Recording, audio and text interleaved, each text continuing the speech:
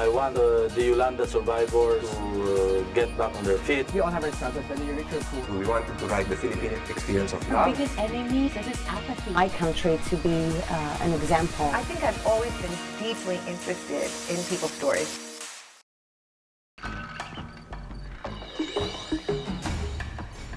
Kidlat Tahimik.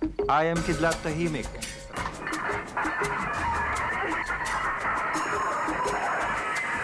His work is a unique mix of documentary, fictionalized autobiography, cinematic essay, and ethnography, weaving politics and imagination through parallel engagements in the modern and ancient worlds. I am Kidlat Tahimik. I am not as small as you think. Nothing can stop me from crossing my bridge. Kidlat Tahimik is perhaps most known for his film Mababangong Bangungot or Perfumed Nightmare, which won the International Federation of Film Critics Award at the Berlin International Film Festival in 1977.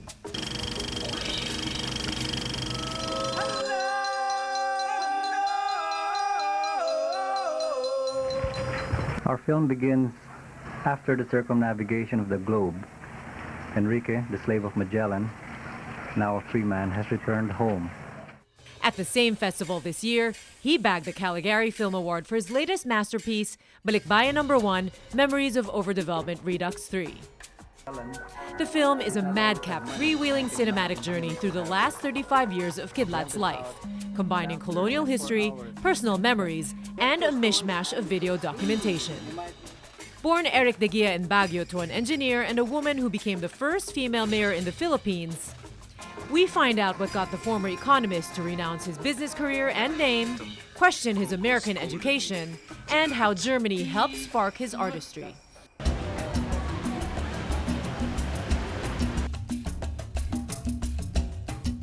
We wander through downtown Baguio with a 73-year-old father of Philippine independent cinema, artist and performer. This week on Profiles, we get special access to Kidlat's boundless imagination as he philosophizes on his sariling duwende, kapwa culture, indi-genius films, and how he strays on track amidst the chaos. Kidlat Tahimik, welcome to Profiles. Great to be with the father of Philippine independence film. And in your art space, one of your art space, Oh My Gulay. I only VOCAS. happen to be father of independent cinema just because I was born 30 years ahead of Raymond Red or si Nick De Ocampo. Maybe if they'd been reversed, baka sila yung naging You father. were the pioneer. I Now, happen to be here. you just finished a film, Balikbayan No. 1, that took you almost, or about 35 years to finish. Tell us more about that. Well, it's not that I planned to work for 35 years. No? Actually, I started this in 1979. Wala pang video noon.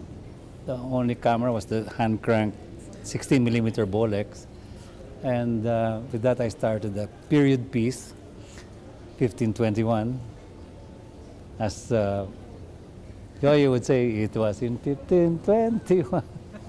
I have a tribute to Yoyo Villame there because we consider him the best Philippine history teacher. And my son says, akala ko si Ambet Ocampo. Hindi, si Yoyo Villame, because everybody remembers 1521. Dahil sa kanta yun, di ba?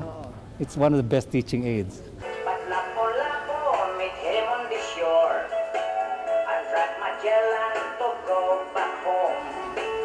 Then Magellan got so mad. Alam mo namatay na yan, si Yoyoy. Oo nga eh. Sayang yun. Yan ang national artist dapat. Tingin ko nga, hindi lang national artist. Hindi na nga yan. Genius pa talaga, man.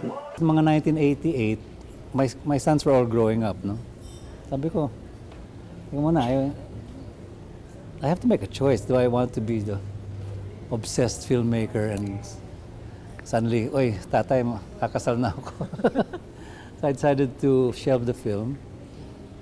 Sabi ko, babalik ako 7, 8, 9 years and then I'll finish it then. But that 7, 8, 9 years became 20, 25, 30 years until I finally premiered it at Berlin last February. And it was nice to get a pat in the back. They gave the Caligari Prize. Your backstory is very interesting. You took up speech and drama at UP Diliman, and then you became an economist. So, but you got out of that. So you even did your MBA at Wharton. What happened? Why did your yes, exactly. How did you end up in film from working at the OECD? You lived in Paris. You met your wife in Germany. Somehow ended up in filmmaking. Yeah, bathala na ang buhay, you know.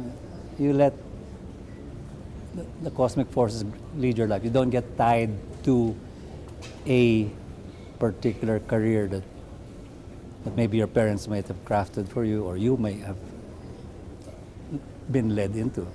A lot of mga decisions ko may impulse pero hindi yung everything's calculated. I just happened to stray on track. I didn't stay on track. Like the slave of Magellan in my film, Balikbayan No. 1. No? Meron siyang feeling na without studying geography, without studying both engineering or what, meron siyang, sa kaloob-looban niya, meron siyang kutob. And I think this is the way he was able to lead his master, Magellan, para they went steady on, one day after the other. Imagine 99 days on the ocean at a time when the world was supposed to be flat. No? The final honor of the first man to circumnavigate the globe, that went to the slave. That's why I stuck 35 years with this film. Wow! Ang unang umikot sa mundo at naging balikbayan No. 1, di ba? Yeah. Bumalik siya sa island niya. Might have been the slave, and he might have been Filipino. Yes. But I can't help but think that there are some similarities with your story because you left, you learned also language abroad, and you came back, and you changed your name. What from Eric de Guia, bakit naging Kidlat? Why Kidlat of all names? Actually, Kidlat Tahimik, binigay ko yung name na yun to the main character in Perfume Nightmare. Yeah, it was a fictitious name. I like the idea. I feel I am Parang apparent smaller. contradiction. The whole people always think, bakit Kidlat na Tahimik, walang ganun ah. But actually, yung flash is the flash. Yung kulog yung ingay. Okay. So Kidlat Tahimik is not a real contradiction. But I like the way it creates like a sphinx. Yes, definitely. Riddle of the sphinx. Oxymoron or something. Ayan. Our class was chosen to represent U.S. in our coming UN program. And I have selected Kidlat here and Lillian to represent our class. I think I didn't get that feeling of who Kidlat Tahimik was until much later. You know, before that, he was just, he's my tatay. He comes to the school programs. He had this crazy film projector that he'd, Bolex, that he'd shoot with when we have school performances. And then at home, we'd have a Steenbeck. We'd have these crazy things. We'd have a 16-millimeter projector. I think for a long time, I didn't want to be a filmmaker because that's everybody automatically, oh, you're the son of Kidlat Tahimik. Are you also into film? Are you also into... So, you kind of want to try and get as far away from that as you can. So, I went to Philippine Science High School. I was studying biology and comp sci and this and that. But eventually, it took me a while. I think it was in my mid-20s, late 20s. I started to come back to documentary filmmaking. And ended up graduating mass comm. And that's sort of what I do now. I realized that's what I like doing. And it probably came from growing up with my father shooting. I'm with this guy 24/7. So, you kind of, some of the ideas come in, and the way, let's say, I do my films now or I do my work is, I think, has been influenced by Kidlat Tahimik. Unfortunately, many filmmakers, or maybe even, any career, you can get sucked up. Tapos, it's at the expense of the people who are closest to you. Yeah. But I decided to, kaya barkada ko sila, Kidlat, si Kawayan at si Kabunyan. Coincidental lang na naging KKK yun. It was not... Oo nga eh. And your wife, Catherine, no? You're all Ks. Yeah, we're all... You're all artists also. Do you feel that, did you influence them really greatly? To go this way, or did you just... No, I think they influenced me. I met Catherine dahil nga when I was shifting from that economist in Paris to become an artist again, kasi speech and drama yung undergraduate ko, I saw an opportunity to make a little windfall so I could write my play.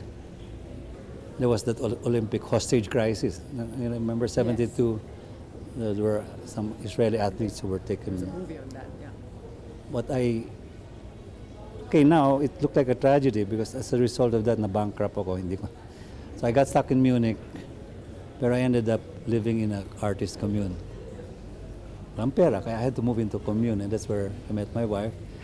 And my wife was a stained glass artist, studying at the Munich Academy of Art. Then I met another film student who started to teach me how to crank the camera, focus. Yeah, in the end, it led me to this field called filmmaking, and suddenly I'm the tatay of the film.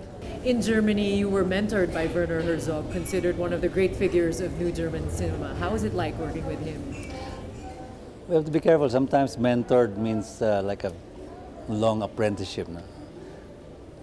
Siguro para sa akin, yung duwende ko at yung duwende ni Herzog crossed paths. And on those few occasions, malalim yung influence as an auteur, no? As an author, filmmaker. I was casted in his film, The Enigma of Caspar Hauser in 1974. Sabi niya, are you a professional actor? Sabi ko, yeah, I'm just playing. Okay. Anyway, he took down my name and address. And 6 months later, he asked me to play a role dun sa Caspar Hauser film niya.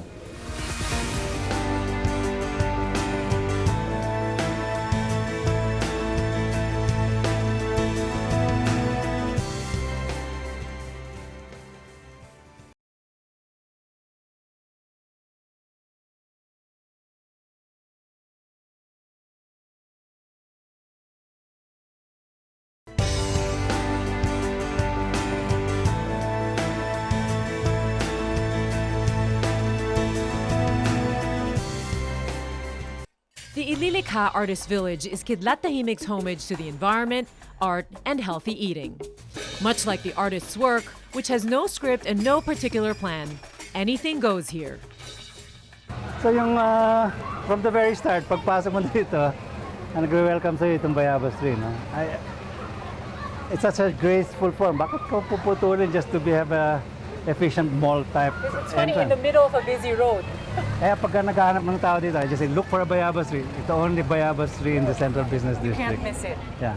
And this is the other entrance, so Cafe So we have a Cueva. combination of parang Ifugao type architecture. Well, we're experimenting with the fiberglass roofs.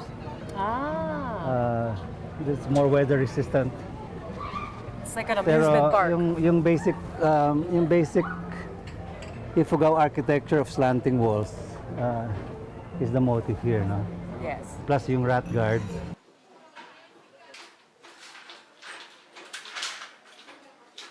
These big pieces of wood. This came from the Bishop's Palace. Okay.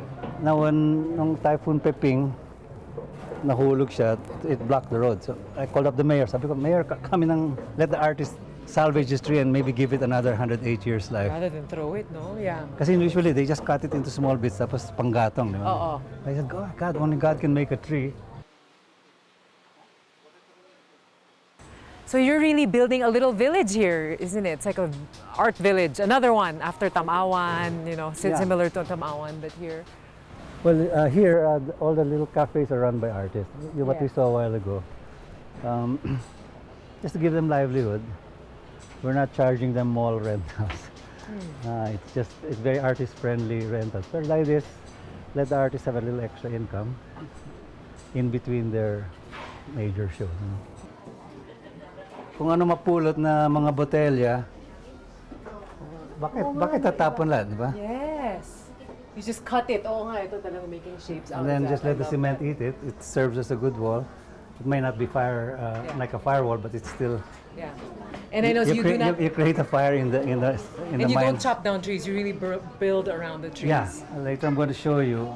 Lahat ng mga architecture namin, yung semento, iniiwasan yung punong kahoy. Okay?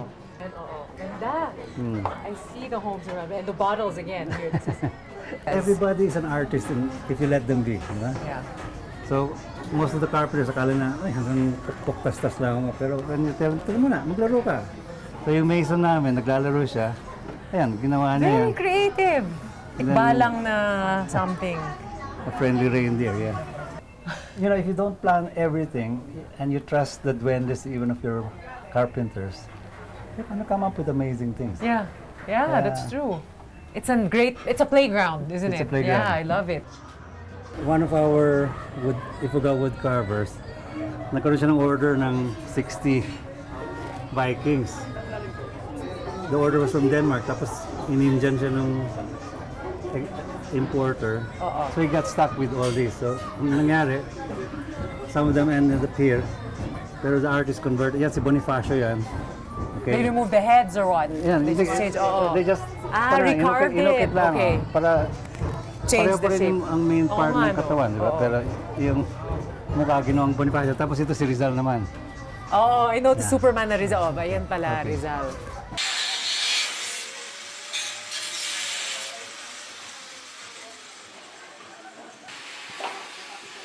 I'm building a ship.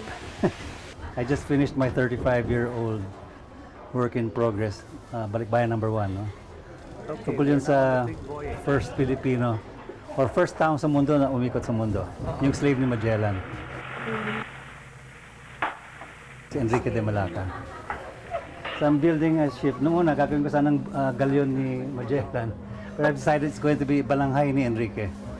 It might be a small cinematheque. Nice. We're just, Yeah. since I'm a filmmaker, I might as well And you are, have a place to show my films maski na I'm gone. You are the captain. Ito fish trap ito eh. Ah. Pumapasok ng isda. Nagiging pero ang ginawa ko, I got these covers from parang basket para ma-suggest yung film reel. Tapos Ingenious. smile, you're on bamboo camera. You're really known for the bahag and the bamboo camera. Why? How did this happen? Itong bamboo camera has been one of my signatures because I give bamboo camera awards every 2 or 3 years. No? Usually may mga young indie filmmaker na, wow, hindi siya influenced ng Hollywood formula.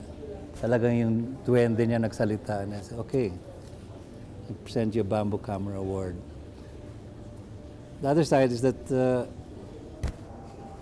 I refuse to be boxed in as a filmmaker lang. I do performance, I create installations, I'm doing, if you can call it architecture. I'm a culture warrior in terms of the indigenous, yung balikbahag. I'm an all-around kind of an artist. Filipino audiences usually don't really, at least the mass audiences, don't appreciate Philippine independent films. You have more appreciation, it seems, as with other independent filmmakers, in international film fests or the film circuit. You know, it's not that the masses don't like indie films. Whether A, B, C, or D classes, ang main menu natin are big bombastic films with a Hollywood formula. Kaya kailangan merong barilan, bababang, may a lot of cleavages, a lot of crashing cars. And people think, wow, nasasanay sila. And you get 1,000 violins para ma-in love ka sa star. But when you don't have that, and you just have a bare minimum, parang bitin, ba?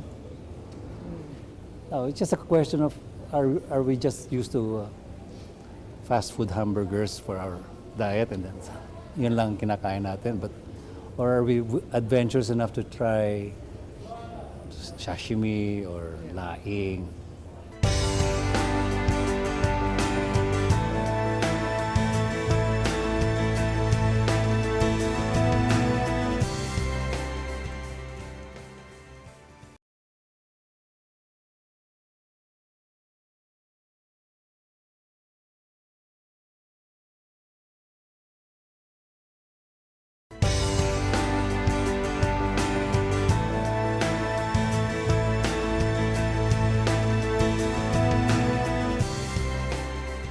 You're known for a lot of advocacies, of course, art, environment, culture. What many people don't know, there was the Baguio EDSA days. You're also very active. We were joining a lot of the people power protests here.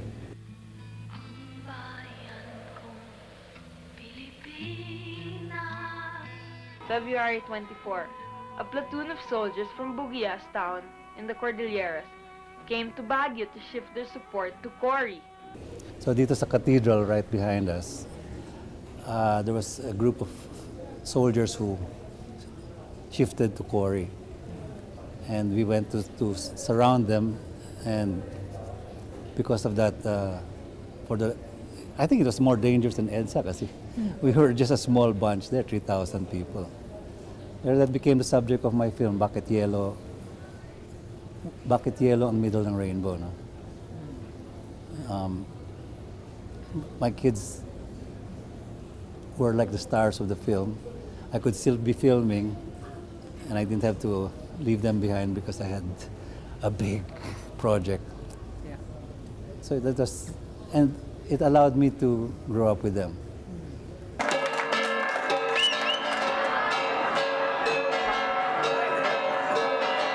You've also taken it as an advocacy, well, a lifestyle really, to help the Ifugao people kind of appreciate and preserve their culture. Be careful about that word help. Sometimes it sounds like, it's like a down top. No, I am a romantic. No? Parang yung nakikita ko sa kanila, palagi yung wow. Pero at the same time, nakikita ko na dahil may kaugnayan lahat yung mga ginagawa nila.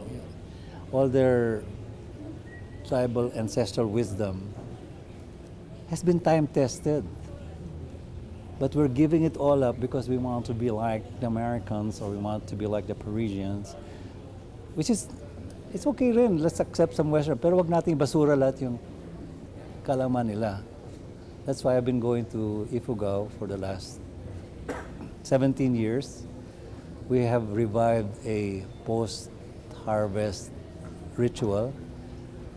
At the end of the harvest, the Mambaki creates a prayer, and is this a good time to end the harvest season? And if it's okay, they shout about, hey, hey! No work tomorrow. Everybody goes to the river, and they have a tug of war. Parang the Sabbath day, no? No work. Let's give thanks for the bountiful harvest. Yung mga ganun, I'm proud of, we've been able to revive that. And I'm hoping a lot of other indi-genius ways, as my best friend would mispronounce the word indigenous. We indi-genius people, our indi-genius culture. Sana babalik yung genius ng indigenous culture. Then we can wear jeans, we can drive cars, we can dance to Michael Jackson. Pero wow, wag nating itapon yung the jewels of the past, the indigenous wisdom. Well, thank you very much for sharing your wisdom with us. Thank you, Kidlat Tahimik. Well, hindi wisdom yan. Kidlat lang ngayon. Kailan natin ang